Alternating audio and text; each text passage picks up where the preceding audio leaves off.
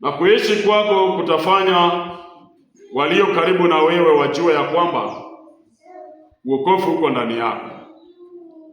Wokovu wenyewe unajitambua, ila hautautambua kwa maneno, lakini wokovu utatambulika machoni pa binadamu na machoni pa Mwenyezi Mungu. Maana kwa kupokea wokovu kuna mambo kadha yanaanza kuchange kwa maisha yako.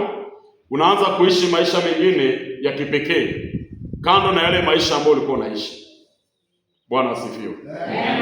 Ndani ya wokovu vitu vingi vitabadilika: kuishi kwako, kutembea kwako, kuketi kwako, kula kwako, kuvaa kwako, kuongea kwako, na ile group ambayo unatembea nayo. Wokovu unabadilisha maisha ya mwanadamu katika vitengo tofauti. Hautabaki jinsi ulivyokuwa kabla haujampokea Yesu.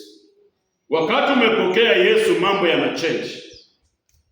Kama ulikuwa unavaa mavazi ambayo haistahili, unaanza kuvaa mavazi yanayostahili. Kama ulikuwa unatembea na grupu ambayo sio grupu nzuri, hiyo grupu inatoweka maishani mwako. Unaanza kutembea na watu wa mcha Mungu.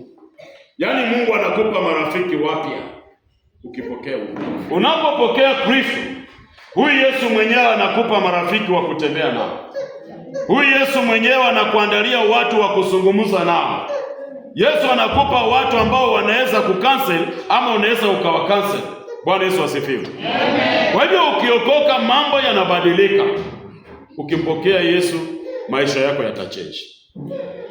Kama ulikuwa mtu mbaya, utaanza kuwa mtu mzuri, na utakuwa mzuri kulingana na yale ambao watu watakaoona ukiyatenda. Yaani uzuri wako utanena tu wenyewe, si ya kwamba watu watanena. Uzuri wako utazungumza. Bwana Yesu asifiwe. Bwana Yesu asifiwe. Ukienda kwa maandiko itakwambia vizuri ya kwamba hata ardhi inazungumza, ardhi kunena. Bwana Yesu asifiwe.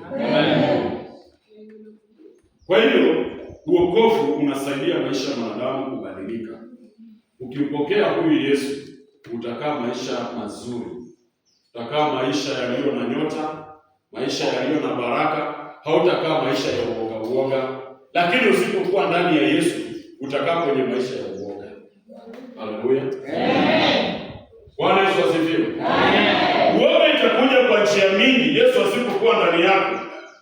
Hata wewe mwanadamu tu jinsi ulivyo hapa, kabla hujampokea Yesu akae ndani yako, hata kwenye mavazi unavaa mavazi lakini unakuwa tu na uoga.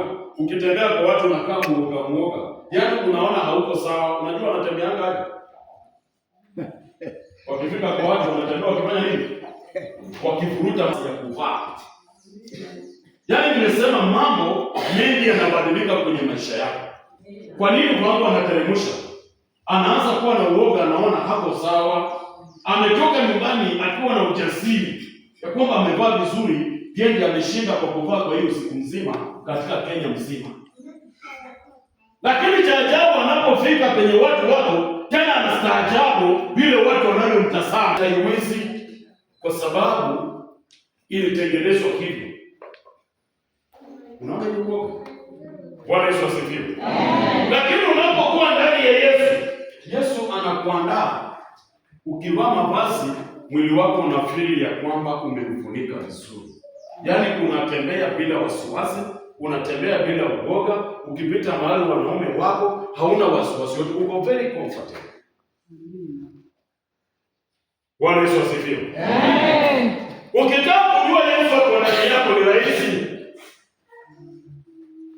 Mwenyewe unaweza jikagua ndani ya roho yako wakati umefika mahali watu wako.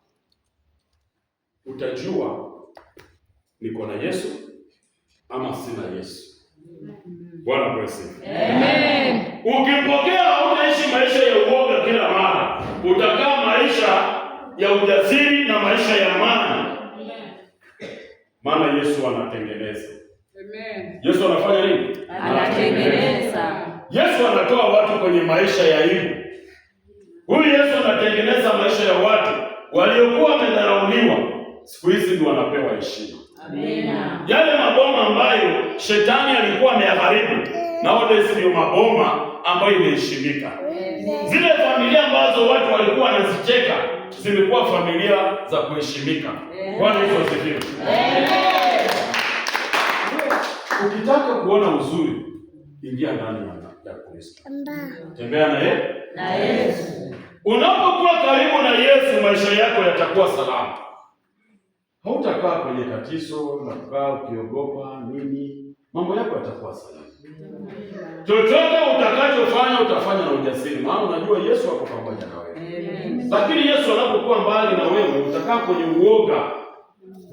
Ile spirit ya uoga kila mara inakunenea no, inakupa anza za no. Mungu akitaka kuweka kwenye viwango, shetani anakuambia hujatosha.